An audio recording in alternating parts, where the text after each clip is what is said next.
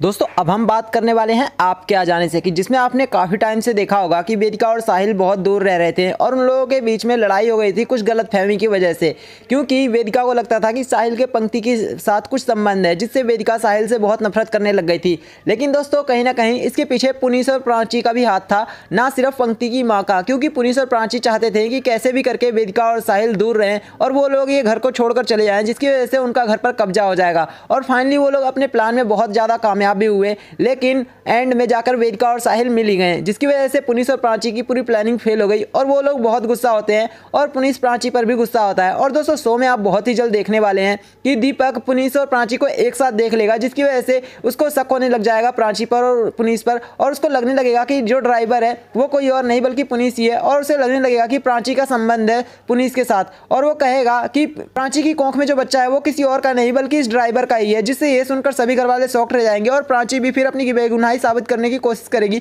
और कहेगी कि ऐसा कुछ नहीं है, जिससे दीपक जाकर पुनीश के चेहरे से नकाब हटा देगा और वो उसकी दाढ़ी को हटा देगा, जिससे पुनीश का असली चेहरा सबके सामने आ जाएगा और सभी लोगों को पता चल जाएगा कि पुनीश एक बार फिर से घर में आ चुका है। और तभी प्राची घर वालों के सामने जब सच्चाई सामने आ जाती है तो वो सबके सामने सच बताने पे मजबूर हो जाती है और वो कहती है कि आप लोग बिल्कुल सही कह रहे हैं कि मेरे पुनीश के साथ संबंध है और हमने पुनीश के साथ मिलकर प्लानिंग की वेदिका और साहिल को अलग करने की, लेकिन हम लोग हर बार नाकामयाब हुए। और वैसे भी हम लोग ये सब क्यों ना करते हैं, वैसे भी हमारी प्रॉपर्टी में कोई हिस्सा नहीं है, हम लोगों को कुछ नहीं मिलने वाला है, आज नहीं तो कल आप लोग हमको घर से बाहर निकाल देंगे, जिसकी वजह से ये सब कुछ हमें करना पड़ा। जिससे बड़ी अम्मा को ये देखकर गुस्सा आ जाता है और बड़ी अम्मा जाकर प्राची पर एक जोरदार थप्पड़ मारती है और कहती है कि तुम्हारी हिम्मत भी कैसे हुई ये सब करने की। और वहीं साहिल जब पुनीश को देखता है तो उसे भी गुस्सा आ जाता है और उसे भी पता चल जाता है कि ये कोई ड्राइवर नहीं बल्कि पुनीश तिवारी ही है, जो हमारे बीच दूरियां बढ़ाने के लिए आया था। ये देखकर साहिल को भी गुस्सा आ जाता है और साहिल पुनीश तिवारी को घर से धक्के देकर बाहर निकालने के लिए कहता है और कहता है कि आज के बाद तुम इस घर में मत आना। जिससे प्राची को लगने लग जाता है कि अब उसकी इस घर में नहीं चलने वाली है और तभी वो एक और कदम उठाती है उस घर में रुकने के लिए और वो चाकू उठाकर कहती है कि मैं अपने बच्चे को और खुद को मार दूंगी। जिससे घर वाले देखकर प्राची को कहते हैं कि ये तुम क्या करने जा रही हो